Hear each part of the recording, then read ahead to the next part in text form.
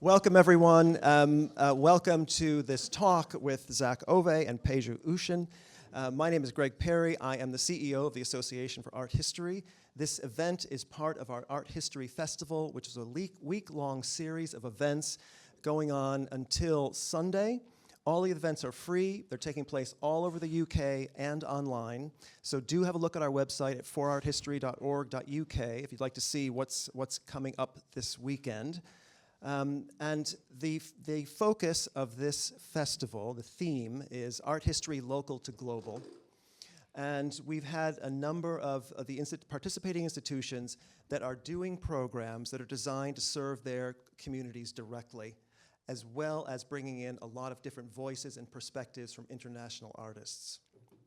So it's very fitting that we have Zak Ove speaking tonight, because he draws on his experience from 3 different continents, Africa, North America, and Europe, and all those influences are seen in his work.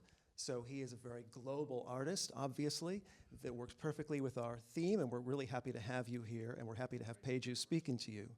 So I'll just do a brief introduction. That Zak works across media, including sculpture, painting, film, and photography, that draws on his upbringing in London and Trinidad. He's produced large-scale works for public and private commissions.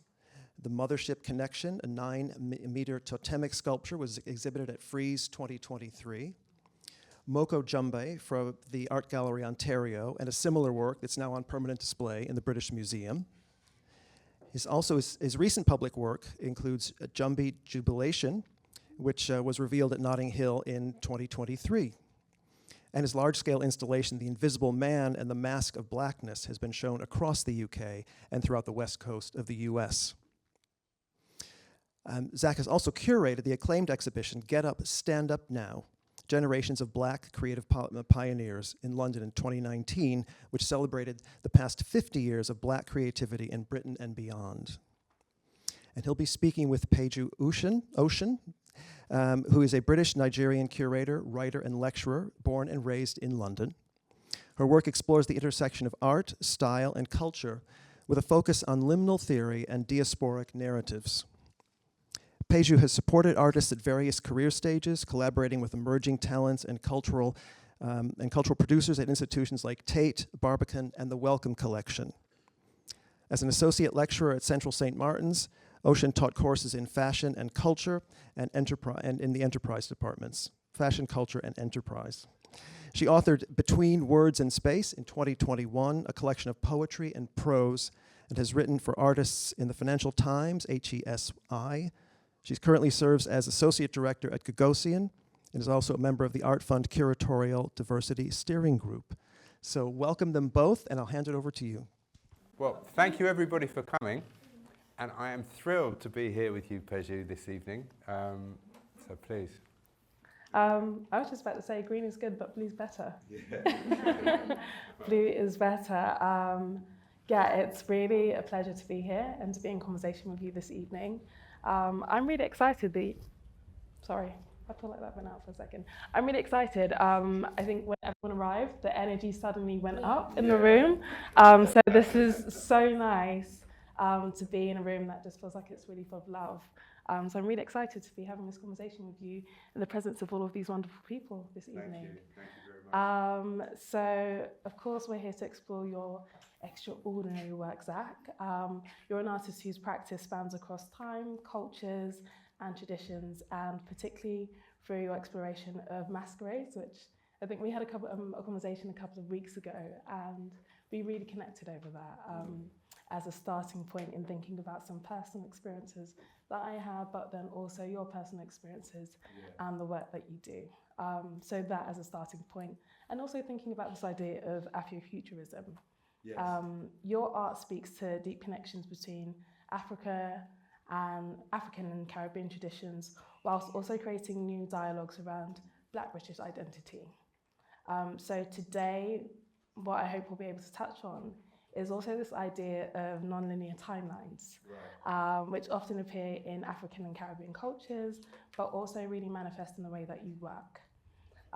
So your practice between worlds, whether it's through works like Moko Jumbe's, which have been referenced already, also your recent piece, a Beba essay, at the Chelsea Flowers show. So I feel like you have an ability to weave this sort of ancestral knowledge throughout your work and bring us into these amazing contemporary spaces. And so again, I'm really excited to dive into these themes with you. But to start, I'd really like us to again explore this idea of how the masquerade functions within your work. So could you tell us a little bit about the origins of Rokajambis and how that relates to global masquerade traditions? Because we talked a little bit about that festival in Ghana, so I want to use that as a starting point. Well, okay, I mean, really for me as a starting point is Trinidad. And because that's my point of interruption and knowledge, but the Mokojambi in Trinidad is key. I mean, and interestingly, I had to find a representative, a mythological representative for the Caribbean when I was asked to make work that spoke about the relationship between Africa and the Caribbean for the British Museum. And after 5 years of discussion, suddenly with a 15-week lead, they were like, look, it's 50 years of Carnival this year. Would you make a work that speaks about this relationship? Because we have nothing in the Institute that really speaks to a Caribbean audience about who they are and their relationship to other works in the museum. In that moment, it struck me that the Mokojambi was almighty in that sense, especially as a champion for the Great Hall with its great height. But more so in particular because I guess for me, the reason he's so important is because there's a kind of African deity that travels from Africa to the Caribbean through slavery and survives the kind of harshness of 300 years plus of colonial oppression. I was interested in what aspects of African culture were resilient enough to remain, right, at the forefront of kind of what we wanted to champion as a representation of self in that moment. The Mokojambi begins in Mali and West Africa as a stalk-walking kind of superhero, not one sex or another even, but yet manages to wade across the sea with slaves as their protector. And to me it was fascinating because when you look at the whole experience of how to retain an Africanist society through slavery and beyond, what happens is this incredible moment where people pull their imaginations to kind of really seek out what is important within the communal identity, right, that we have to uphold in that sense.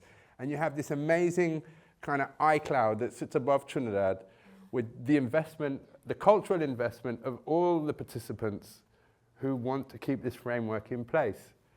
And to me, it was like looking at that and trying to understand that, having grown up in Britain and going back to Trinidad yearly, it was fascinating. It was mind-blowing at the same time because I mean, kind of the notion we have of Afrofuturism right now is almost a little bit like it's not really considered in a way how or when that begins. And for me, it begins typically when those ships left Africa. And the first milestones we begin to see in that direction are things like steel pan, right?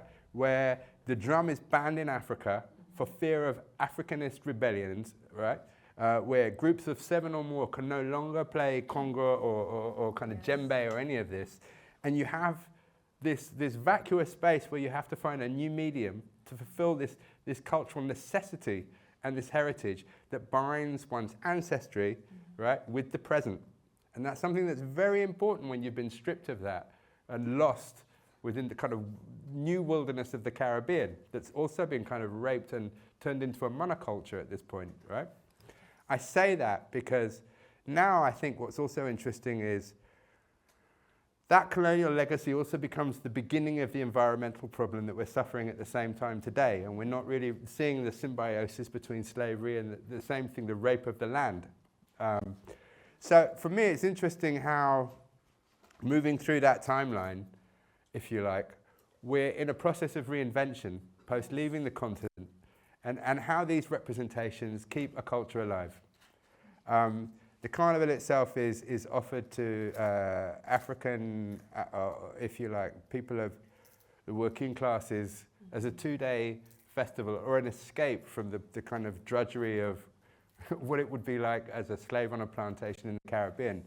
But it allowed one the process to indulge one's imagination with masquerade. And with that is also the process of exaltation and a moment to transform, to break away from how you've been duped and to become the things that kind of prolong in your imagination that allow you to escape. And I think that's interesting because within that becomes, you start to grow a dialogue. Yes. And that dialogue starts to incorporate new mythologies that kind of attach themselves to old ancestral mythologies as an attack on the situation that you're in trying to claim space and identity. I love that. There's a lot in what you said, and particularly I think what resonates with me is that idea of change. Yeah. And how often I think when we're going through those periods of change, it's welcome, but it's really scary at the same time. Yeah. So that idea of fear of kind of something that you're seeing in front of you really takes me back to, again, that conversation we had about masquerades and how in that collective moment, because I think when you search online for videos of masquerades, they're often touted as kind of magic tricks or things not to be believed in. Yes. And I think a lot about that idea of the collective experience. And so if you're there in that moment and you'll see it, it can't be denied. Yeah. So kind of how do you bring that out further into a bigger audience? Because we spoke about this idea of, I suppose this idea of seeing more than what the eye can really see as such. Yeah, absolutely. And for me it was, it was very eye-catching. You coming back from Camden Town to suddenly arrive in Trinidad as a kid and be confronted with that in early 1970s was really something,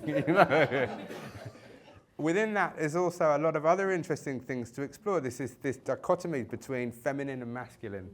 And I think what fascinated me also was how suddenly the use of dress and masquerade allows this arc where, if you like, the Badjon generation, and that literally translates as Bad John in Trinidad, which is, like men of the ghetto, have this criminal, but allow themselves this arc of femininity in the process of masquerade, which really overextends itself to how culturally we've become so self-conscious now today about how we define how we look, yes. Right?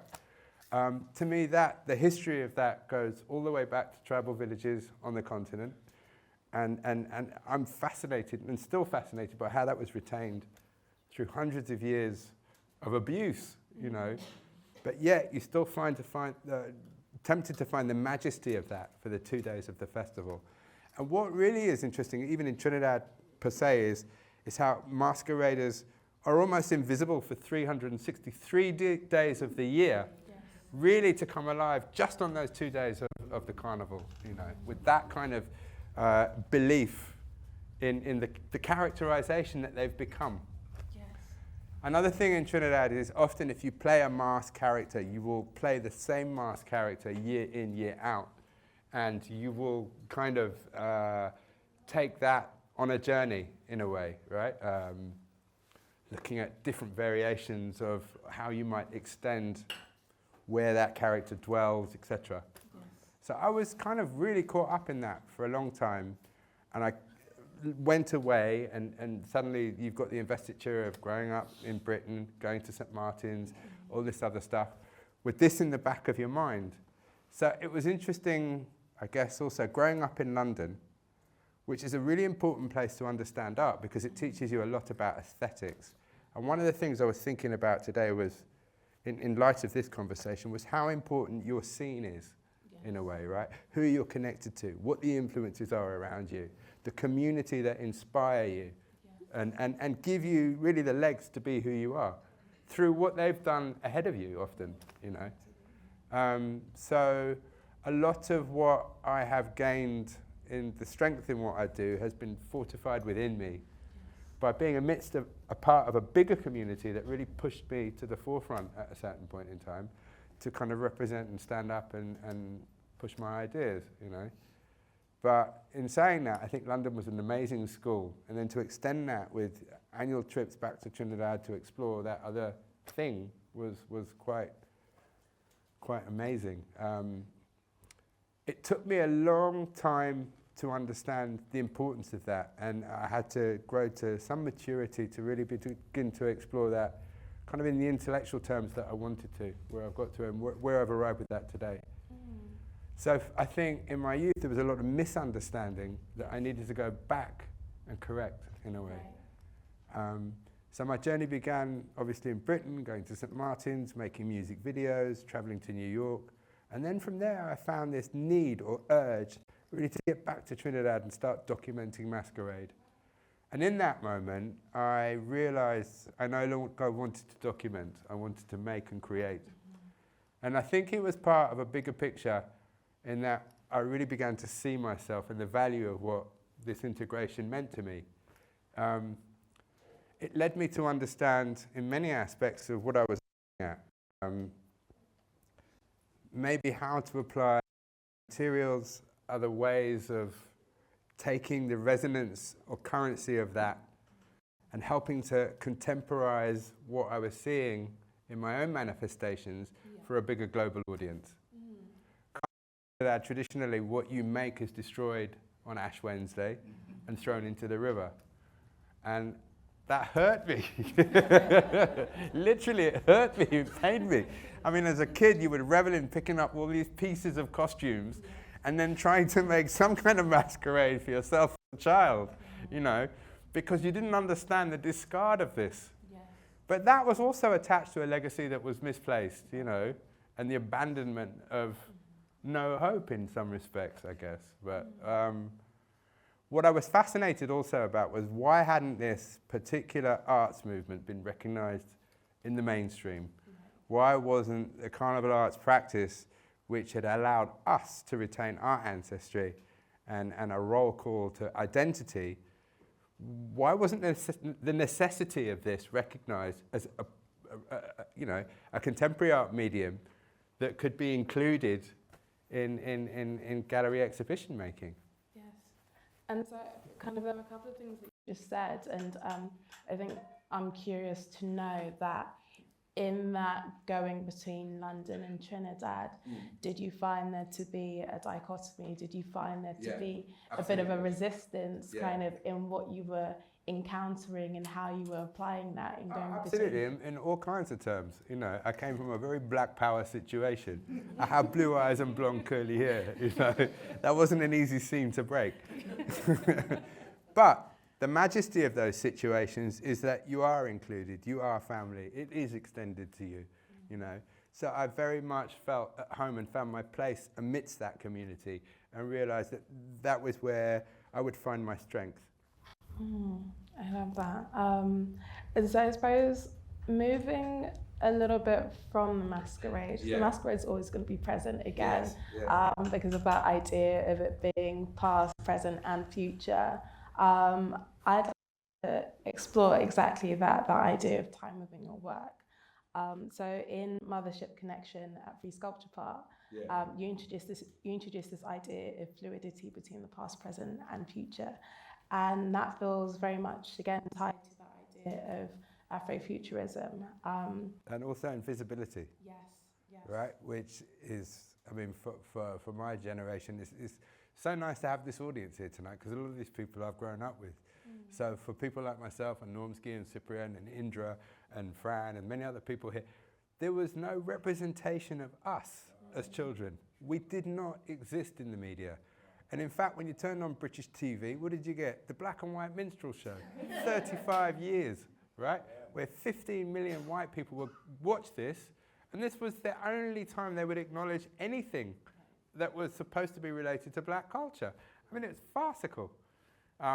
Even for black music, we had 1 hour of Robbie Vincent and 1 hour of David Rodigan a week. That was it. Otherwise, there was nothing, right? It didn't exist. When you watched children's television series, when you watched sci-fi shows, when you watched the news, again, we weren't included, unless we were kind of, it was a sort of a marginalized stereotype of something on this, you know, like an, it was all distorted and wrong. And in many respects, suffering that, I think it's really led artists like myself and my generation kind of addicted to this idea of invisibility and inclusion, right? So now, how do we make all those situations visible? Again, coming back to Afrofuturism, I mean, in 1976, I went to the Parliament Funkadelic concert at Hammersmith with Horace. And it blew my mind. It literally blew me away, right? And for many people of my generation, it did the same thing. We were like, wow, just wow, right? It was black, it was sci-fi, it was psychedelic, it was future world. And I never really got past that, you know. And it contained, I mean, it was masquerade in its fullest and campest form, you know. You know, tights and high heels and sparkles and hair and all this stuff. It was amazing. And that really set me free, you know, in the truest sense of the word, as it did for many of my peers in that moment. I mean, it was really, we were mind blown, quite literally. We were like, but so excited that suddenly all the things we dreamt of were identifiable, you know, and possible. So for me, that was really fulfilling, and I've stuck with that ever since, I think. But in review of the Mothership Connection, it's much bigger. It's about African ancestry and how that might look on the horizons of the future. I'm interested in the aesthetics of ancient and old world African culture and how they might be fused with new world materials to retain a contemporary dialogue. I felt that my trips to the British Museum and other institutions were plagued by this idea that what I was looking at was so far removed from where I was that there was no way back into it. You deadened and antiquitized a culture that needed to be recontemporized, or at least given the legs that we might see it as something alive versus dead. Right? And it was presented as a dead culture. And that to me was something I was crippled by and needed to kind of tackle in a way in my practice. Just as in the same way that looking at old masks in Trinidad, I felt the same thing, that here were these characters, heroes, mythological kind of legends who had led the rebellion of Trinidadian minds and people through masquerade into the independence movement of Trinidad that led to, you know, the breakdown of the colonial structure and Eric Williams coming into power. But that began in the carnivalist movement. So it was really interesting to understand how masquerade incited the idea that victory could be taken without any battle at all, that we've already won, right? Literally, right? By this reverence of dress and exaltation. It's like, we can kiss your ideas goodbye in terms of how we might be defined, right? And it was very closeted in terms of how you were supposed to be defined. I mean, your typical fancy slayer probably wears a brown nylon two-piece suit for 364 days of the year and works, you know, welding metal or somewhere. And then on Carnival Monday and Tuesday, this spectacular peacock appears. To me, that's fascinating. It speaks a lot about repression and how you get beyond it. You know, how you climb that mountain of imagination to its pinnacle in order to be divine. And I couldn't help but be floored by that and want to be a part of it. Yes. You know? Oh, it's really touching. Yes. I love the way that you just spoke about Parliament Funkadelic and kind of the excitement in your face. And just thinking about that idea of how, I think exactly how you've described it, these different versions of masquerade or what masquerade could be pop up all around the world. So I think there's something really beautiful in how you're describing that, because that's exactly what your work does. Yeah. But also, if you think about Britain at that point in time, even street culture is a form of masquerade. Punk, Rasta, this, that, you know, the whole notion of identity, rockers, this one, mods, whatever. You know, some people are playing that whole part here in London and have been for generations. What was interesting to see, how the bigger picture of that in the Caribbean and how that might phase its influence in places like this. And then when you look at Notting Hill Carnival, then there's a whole other instigation of masks brought by the Badge On generation of Trinidad to Britain. And what happened, quite interestingly, was that with the abuse that was taking place in Notting Hill in the early 50s, you had these awful situations where Michael X and other Black Power kind of players on the circuit tried to take back a situation. And in doing so, there was, it was very unsettled. Notting Hill was kind of ablaze and on fire with rebellions and riots and all the rest of it. The carnival was reintroduced, or introduced at that point, really as for appeasement, for social appeasement. Let's give them something of our culture so that they might like us more, right? Now, when you think about that in context, it's the same thing that blues music was doing in slavery, right? It was about social appeasement so that you didn't take as many licks from your slave master as the other guy, right? So if you could sing or play banjo or do something, he might like you more, you know? So it's important how these cultural rhythms, if you like, really become a way to create level space for oneself. So that, yeah, absolutely. And that actually what they're doing is within this kind of thing of appeasement, is creating a platform where it's like we can actually kind of reassemble some sense of identity.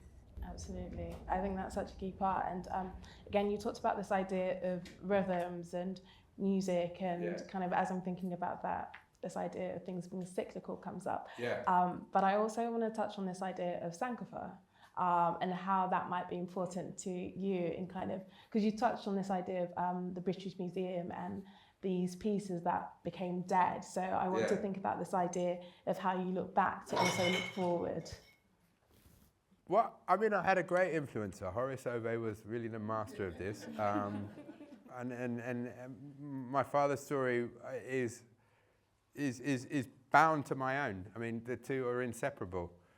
But it was fascinating, you know, Horace turned up here in 1960 with a handful of friends from Trinidad, looking to try and explore how one might grow to become artistic or to find a professional artistic title at some point.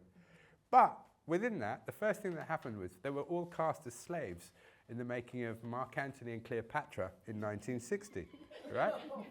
So all the Badgerons in Ladbroke Grove on the Mangrove suddenly were being paid nearly £60 a day to work in chains as slaves on this big feature film, right? They were middle class. Yeah, absolutely.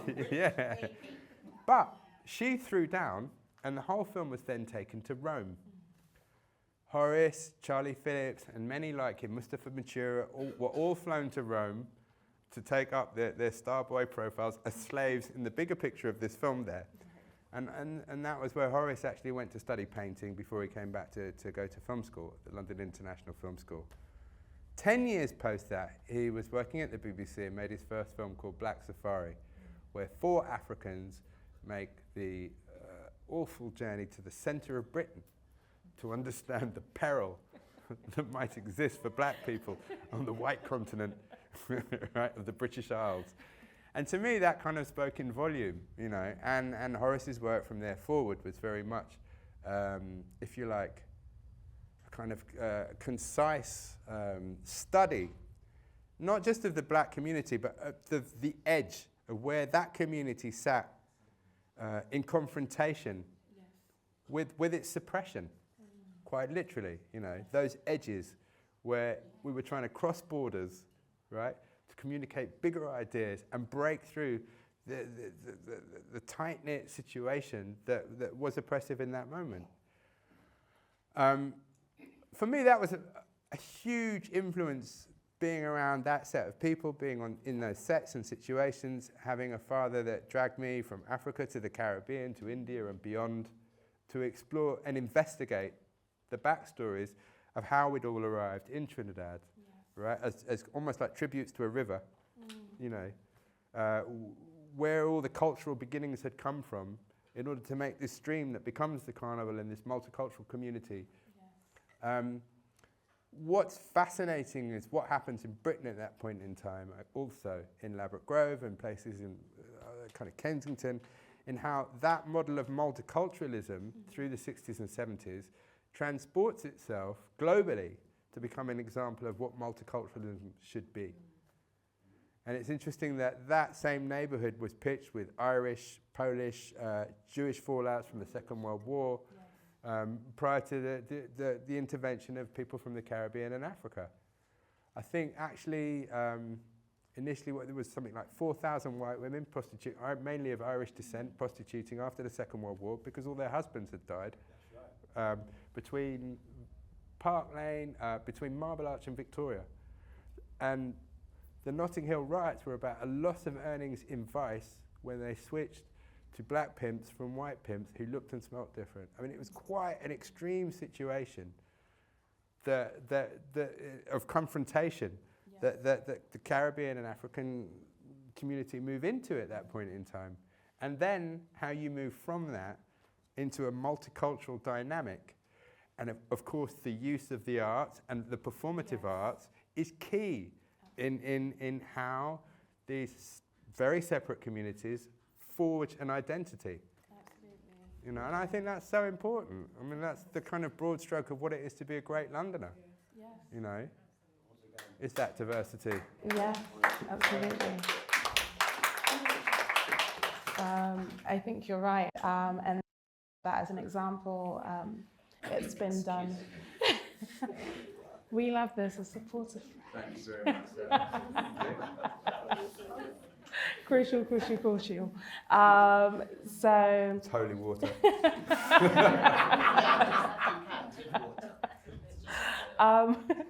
So in thinking about that, also I wanted to think a little bit more about this idea of how, for also in thinking about independence movements across kind of the Commonwealth, arts were also a tool that were employed in bringing together these disparate groups of people that they kind of dropped off in different locations, in this idea of forming new nations, new identities. So it's a really, really kind of crucial thing that you're speaking to. And again, in thinking about the Notting Hill Carnival, I'm really interested to know about your piece Cambode, and how that fits in and thinking about that as well. Yeah, but I think just in listening to what you were just saying there, one of the things that was really paramount in that moment was also that black had a much bigger arc to it. It contained all non-white people that were under a colonial predicament. And it's something that we need to consider and put into review once more. You know, especially for us in the Caribbean, that also meant Indians that had come to the Caribbean because of a class system through the British colonial rule there, and literally being cast as too dark. Ironically, Indians in Guyana and Trinidad don't look back to India because of that caste system, and really see themselves as part of a Caribbean culture in that sense. So again, it's interesting, this idea of identity and how that shifts. And I think what was interesting on arrival in the UK for that generation again was suddenly you're with African counterparts, et cetera, et cetera. If you think of the Africa Centre and places like that, and all the great African leaders that met there in Nkrumah, et cetera, alongside all these incredible political thinkers from the Caribbean, you had this mergence before these gentlemen, or men and women, returned to their countries of origin to really push for independence. So Britain was a real... Nexus. Yeah, it was, very much so, in that moment, in terms of how we could come together, Asian, black, brown people from the continent in that sense, right? To discuss the flaws of how colonial identities and how to get beyond them. Yeah, I suppose on that, because you're talking about this period of time where everybody who wasn't white was considered as black, and obviously that's changed. And I suppose actually I'm really curious to know how you have felt or seen and experienced that change of suddenly there isn't this, I suppose, political blackness, and kind of where we're at now, and looking at that journey. I think what was interesting was, even though for many of us, like Alicia, Normski, myself, growing up here in that moment, most often, as kids, you were told, fucking go back to where you come from, right? And you've got to look at them and go, I'm born here, you know? And it was that dichotomy, because the dichotomy goes even beyond that. It's like, well, actually, I don't know where my people came from. Yeah, I listened to my parents talk about palm trees and beautiful beaches and the rest of it, but for most black British kids in that moment, they couldn't afford to make those journeys to have that cultural experience. So you're lost. You're kind of adrift somewhere at sea between the experiences that your parents described to you, knowing that the country that you're growing up in has already rejected you, right?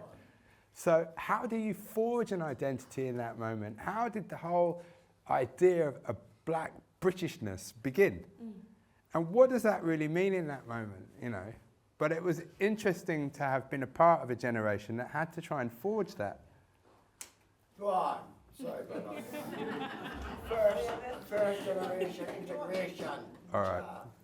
I think those are really great points, and I couldn't help but think as you were saying all of that, again, thinking back to the masquerade particularly, and how that is a kind of key moment in forming that identity and bringing all of those things, but then also looking forward. But so then it's not surprising that in 76 and beyond that suddenly we've got these kind of riotous situations where the carnival itself explodes, right? We're suddenly en masse, kind of bound in the same frustration, right? We're able to ignite it, literally. And I think it's really key to understanding the frustration that we were living in then in that point in time. Yeah.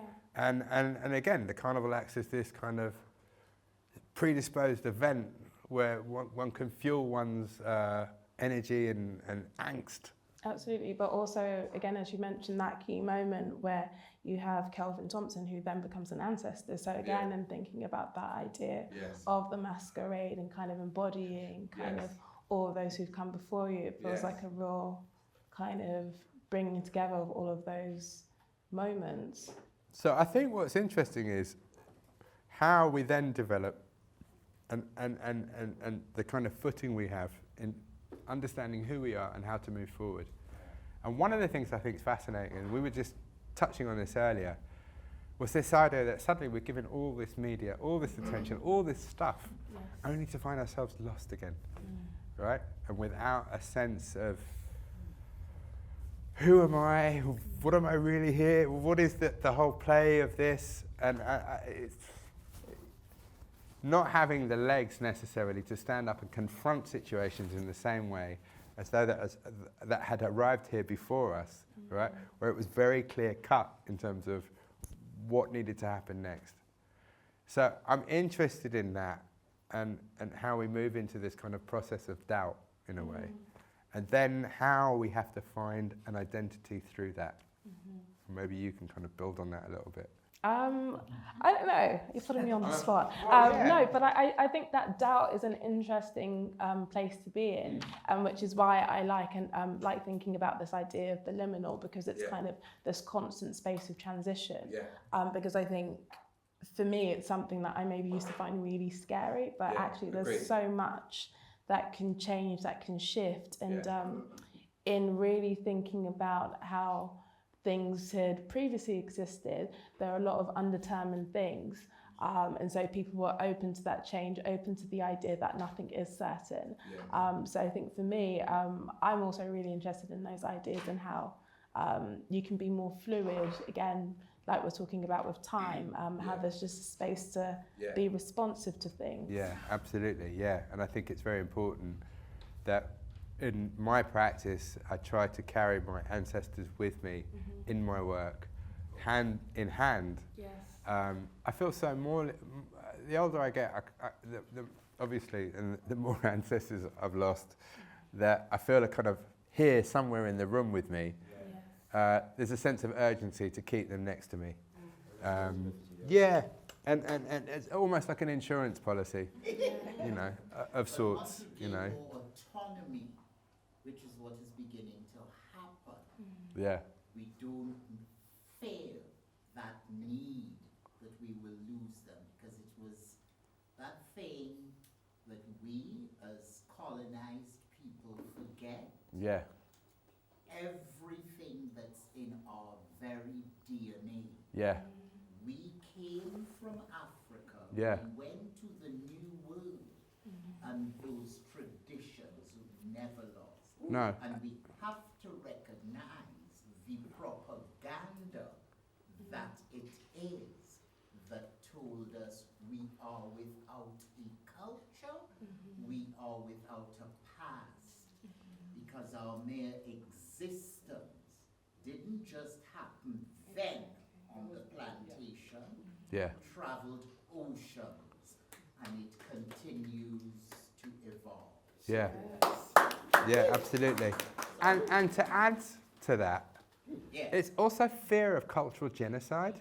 Let go right? of that fear. Well, no. But I'm just thinking back to a bygone age now, right? Where we're actually the bigger kind of picture of the society that we were marginalised within was trying to shut that off. But look right? at how you're surviving and thriving. No, I am. But I'm just trying to give some idea of what we were breaking through and the urgency and the necessity of what we were doing, right? And what we were trying to hold on to for fear that it might disappear, right? Entirely. That our ancestral calling, in some respects, might in some kind of white Western tide, Hold on to your right, power, be shot away, you know, forever. Hold on to that power, and that fear will be. I'm in therapy, so I explore it relentlessly. All right. Well, this is becoming a three-way conversation. But it's fascinating. I mean, he's hit on a good point. And what I'm really trying to build on from that point is this idea of cultural genocide and how one moves beyond it. And I think we've done that quite clearly to arrive at where we're at here today in this room. And I'm so thankful.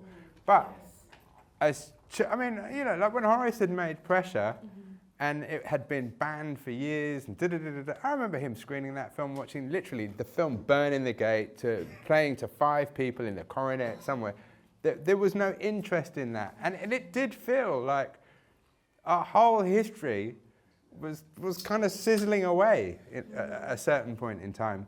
So it's interesting how a generation after that particular generation pick up and continue this. And how that has just moved from situation to situation to lead us to this conversation today. No, absolutely. But I think also, as you're talking about this idea of cultural genocide, I think that fear, as well as being of people from the outside, can come from within the inside as well. And I think you often find that with different generations, that the older generation feel like they're losing lots of things, but actually it's the same way that the generation before that would have felt that they were losing lots of things. So again, that idea of being open to change and how language shifts, or kind of there are particular traditions which maybe a couple of years later you're like, actually maybe we should shift that, or that should be left behind. So I think it's, again, while you're going through the process of the change, it's really scary for all of the people who are involved, and then everyone afterwards can look back with a kind of clearer mind and say, actually that makes sense. So just to throw examples into that, one of the things I'm fascinated by, and was specifically with things like Get Up, Stand Up Now, which was looking at the influence of 50 years of Caribbean, African influence on British culture. Monumental exhibition, if you don't know. Very groundbreaking. Thank you. But was literally how those influences came into manifestation, and the necessity behind them, in a way.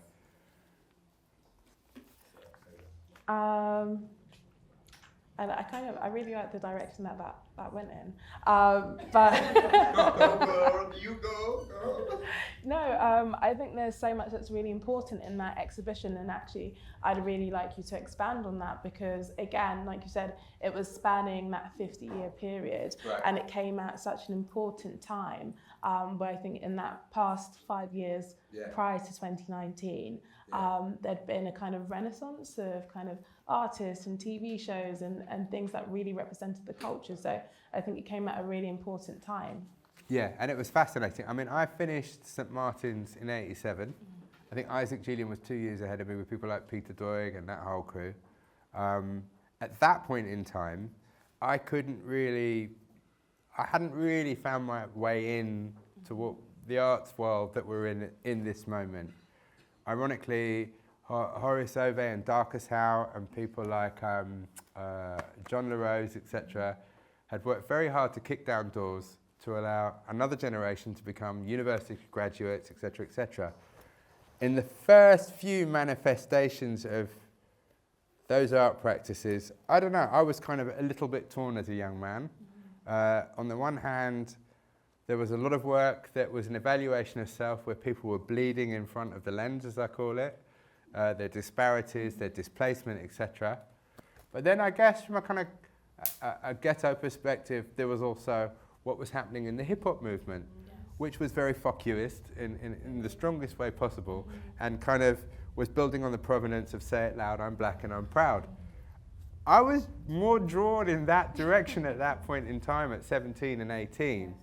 And being a graduate in film at St. Martin, found myself kind of working in music, working in music videos, and then working even with people like Soul to Soul, where I played all the percussion on their first album, as part of the whole ensemble of what was going on in Camden at that point in time.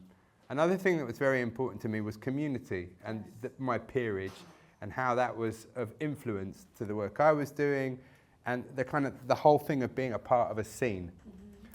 The reason I say that is because I think London gives you such a kind of really important perspective on how to understand aesthetics, fashion, with a really kind of critical sense of value.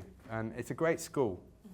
And I think what's important is when you grow up or you come to a place like London to study the arts and to study culture, is you really pick up on something that's thriving here. I mean, even coming back here from Spain today, I'm always kind of floored by the fashion sense that young people have here and how articulate it is, in a way, in comparison to the bigger global picture of the world.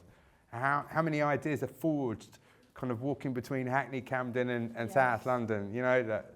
So I think that London is really, really a brilliant school in that sense. And in Camden, in the 70s and the 80s, it was at boiling point. Yes. It really was. I love that. I'm going to ask you one more very quick thing before I open up to the audience for questions. But I feel like a lot of music has come up in the conversation today. So again, with the examples of the projects that you contributed to, but then also in thinking about Still Pan. And so absolutely. In thinking about that. But also in thinking about the musicality of art. Yes. Right? Yes. Now, even going back to what we were discussing a minute ago, or where I was talking about kind of 80s, 90s experience, I think for me, one of the things that was interesting is the black experience, the art movement at that point in time had moved away from the kind of rhythmical, funky sense of what the historically had been how we convey an artistic language between the continent and the Caribbean, to something that was much more formal, where it was almost like essays delivered with 4-syllable words that often felt like a little bit of an apology, versus the prior generation that had literally kicked down doors and said, fuck you had to have black children up in here, and this can't go on so anymore, you know, right? So it was different because these kids had obviously worked hard to earn graduate degrees and were trying to anticipate how to reason, versus that thing of a kind of a more punk rejection, if you like, of the status quo and what it was, and the kind of the anger at the exclusion that we'd felt from being a part of that. So I was interested in the music culture that was happening at that point in time, and how that spoke angrily in a way, but it spoke to me, like many others, right? About, all right, well, you know, if we can't be a part of this, then fuck you, we'll be who we are, right? You know, and I was kind of in awe of that. So after film school, I worked in music videos, I worked with PM Dawn, I directed Murder, She Wrote for Shakademus and Pliers and Tease Me and all these other things, and found my way back to my documentation of Carnival through that. In that moment, it really struck me the necessity to take those mythological kind of implements in the Carnival and grow with that. But I needed to find that after having understood all these other things. And this is something that I think is really important. It's the maturity as you grow. Yes. And it's that you can't necessarily do all of these things at 18 or 19 when you're just out of art school. You have to understand the bigger picture of the world that you're living in. And in order to do that, you have to leave where you come from and explore the rest of the world so that you might see where you come from, from this international viewpoint, and I'm sure you feel the same way, you know, even from Turkey or from wherever, that suddenly when you're a part of a bigger social scene and artistic network, it gives you access to really understand who you were in that moment and how you might grow that individual to suit the bigger fabric of your internationalist kind of world. Yeah, no, thank you for that answer, because I think you really captured some of the things that I was thinking about, and the idea of like how you think about music, but then also think about this idea of ritual and also I suppose memory as well. And you've really captured that and thinking about how I suppose this cultural fabric is formed. Yeah, but I also think that each artwork has rhythm. And one of the things that I was really slapped with when I went back to Trinidad to do the residency in 2006 at CCA 7 was I had an elder that monitored me, Ember. And Ember was an outsider artist from Belmont and would really slap me up about the rhythm of work, right? The musicality of keynotes in your work and spaces, and how suddenly you were drawing upon something that was orchestral. And how to understand that, you know, how to understand the rhythm of an artwork in its silence. He really pushed at me to make things and to understand how something in this fragile, silent moment might speak. And it was very interesting coming from film and photography that obviously has dialogue and all these things, to understand how a statue or a figure in its silence might scream. And then I became interested in the idea of silent noise. And I remember Horace proposing to me, you know, it was like you listen to a great piece of black music and in 3 minutes it lifts you to somewhere. You know, it has this, the sense of gospel that takes your spirit out and moves it. And then he would hit me up and just be, well, like, how are you going to do that with a sculpture? You know? And in listening to things like Public Enemy and all of the kind of, the fracas that was really kind of screaming our rage at that point in time, I began to think, how might that work in something that is static? How do I make that scream in its silence? That's really powerful. The rhythm of a work in its silence. Yes. I'm going to hold on to that. That's really powerful. I'll quote you when I use it. But thank you so much for this conversation. I think it's been really insightful. It's been really wonderful to... We could go on. We could. I don't want to be greedy. I want to open up for some questions from the audience. But yeah, first I just want to say thank you. Oh, you're welcome.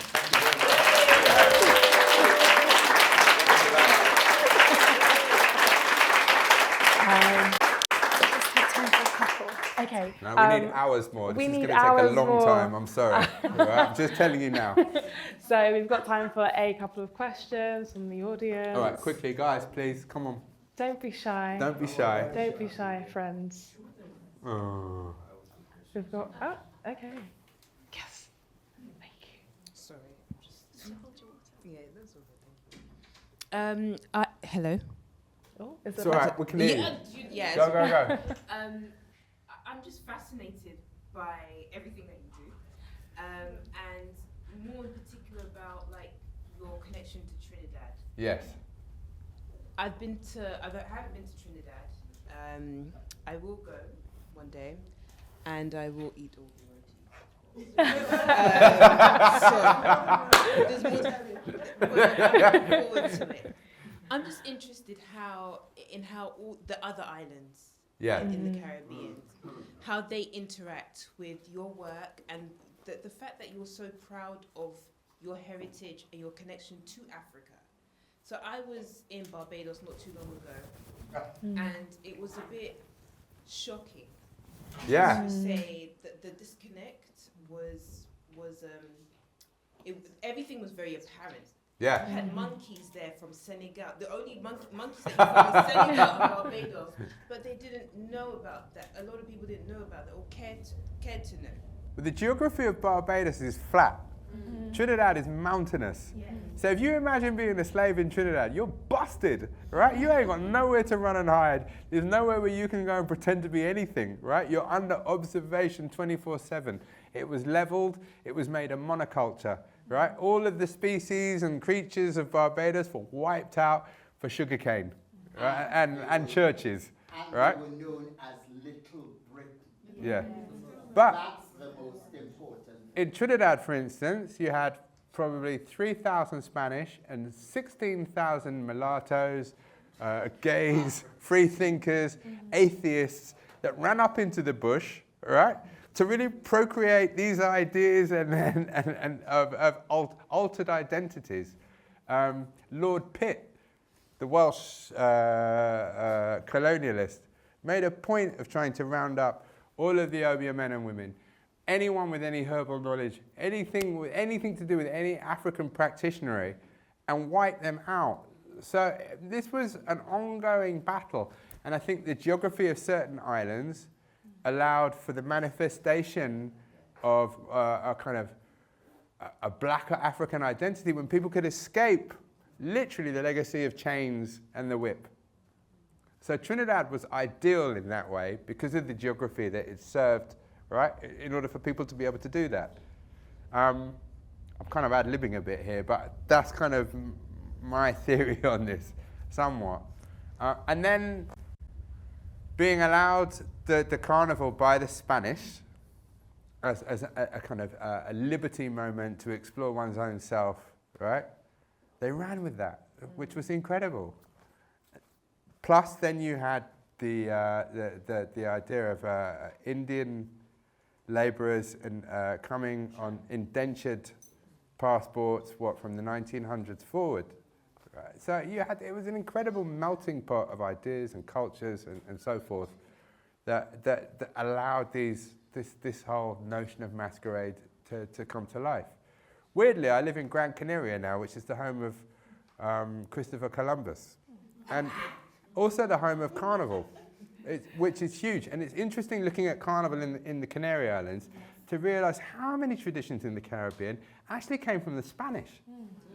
You know, stick fighting is massive.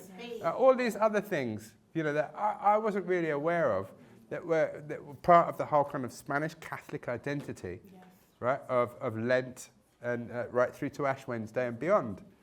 And how, if you like, their deities were disguised to carry African deities in a moment when that wasn't allowed.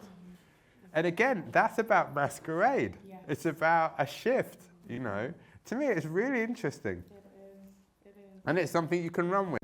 So what really hit me when I saw that whole situation was, what about lights and plastics and graphite and all these other things? When I did The Invisible Man, I was interested in this idea of graphite being kind of a new world black, and to look like your African ancestors, but to share a separate identity in that you were born off the continent with no knowledge of it. And what is your trajectory from there forward? You know, how do we define that separation? How do we talk about what a diaspora really is in artistic terms? You know, is it, in that moment, I'd been left a figure that was this big by my father from Kenya that was an ebony wood carving. And for the instance at Somerset House, I turned that into 40 graphite figures, 2 meters standing. The Invisible Man and the Mask of Blackness was really about kind of the disparity of discovering that at Somerset House, Queen Anne had carried out this masked ball in which 9 English princesses played African deities of the River Niger, and in a script by Ben Jonson, have to come to Britain in order to bathe in the sea of whiteness to proclaim their true beauty. And that was the biggest performance that had ever happened in that moment to acknowledge Africa in 1605. What I was interested in was a kind of rebuke to that, where 40 male, exoticized, naked graphite figures might stand in that same space to question what that was, you know. But I'm interested again, I guess, in the process of investigation, how we look at something that is marginalizing who we might become or who we may have been, and thinking imaginatively about how we overcome that situation. In Get Up, Stand Up, I was particularly interested in how artists overcome the indoctrination of situations that marginalize them, Or if you like, how in Trinidad, the banning of the drum led to steel pan, right? How when something is taken away that allows us to carry our ancestry, we find or revert to other ways in which to do that. So for me, it's really interesting to investigate how the artist's mind also champions these broader issues of marginalization to take us beyond that and reinvestigate who we really are and allow us to open up those freedoms. Yes, thank you. All right. Because we produce oil, so it was a byproduct, which is an intrinsic African thing. Whatever is discarded because we thought we lacked resources, let's make it something to be venerated and wonderful. So the steel pan wasn't just this thing, but we thought, let's innovate. And because we produced natural gas and oil, all these drums clogging up your country, your land that you have. Sorry. I love this room. There are so many knowledgeable people in this room, and it's really a blessing, actually. And again, thank you so much, Zak. No, okay, great. Are there any other questions, or are we done? I think we are really at time. All right, all I can suggest is that we need to take this to the bar. We do. It's a great room, and I'm the most popular person in it. Because I have to say that it's time for us to probably wrap this up. We will have a little bit of time before we have to go. Well, can we have to, please, come Just through. one. We referred to the hostile environment of the 50s and the 60s. Yes. And I'll just pitch this into two people, Claudia Jones and Leary Constantine. Yeah. Basically campaigned for community. Absolutely. And I would say that there was a timidity of our governments to support the cultural kind of growth. I still think Claudia Jones isn't recognised enough. You know, we had the Commonwealth Institute. I got involved in Carnival in the mid-70s. Right. And the Commonwealth Institute was actually the first place that Selma Matisse put a gala. So Absolutely. what we had was a recognisable space. Imagine if the governments, 1950, Tasco came here. Imagine if the governments had said to the communities here, we're backing you. Because there was a liberation struggle. Absolutely, If they brought that to England, supported the struggles that ordinary people carry on here, you would have had at least a boldness to take it forward. They were bold because you had to basically fight. So I was just thinking, our governments left us short. For those of you who don't know Claudia Jones, I mean, she's quite an incredible woman. She was a middle-class Trinidadian woman who is buried right next to Karl Marx in Highgate Cemetery, literally as man and wife. She was the leader of the Socialist Workers' Party in the US and was slung out of America in the middle 50s to Britain on a Commonwealth passport. And post the Notting Hill riots was responsible for the inauguration of Notting Hill Carnival for the same appeasement that we discussed earlier on. And she later died of some weird illness in a room on her own, very sadly, in her early 40s, without the recognition that she really deserves in this moment. So and we owe a lot to people like her. Indomitable spirit, and still we rise. There you go. All right. And on that note, thank you. And thank you to my hecklers in the back. You did wonderful. Anyone that was any doubt of me, right? These guys will, Anytime you say anything, will speak on my behalf. I love it. but we didn't keep everything away. Some people were still not involved. And you can see, we are one, right? Oh man, Seju, thank you so much. Really, really a pleasure. Just and one. I hope we get to work together on a project. Can I just say a couple of words of thanks? Thank you very much for having us also, and for recognising the importance of this. I just want to add my own thanks to... Hold on, please. Excuse me. Hold on. Thank you so much. I just want to add my own thanks to Zak and Peju for that great conversation. I love hearing from artists You know, there's no art history without artists.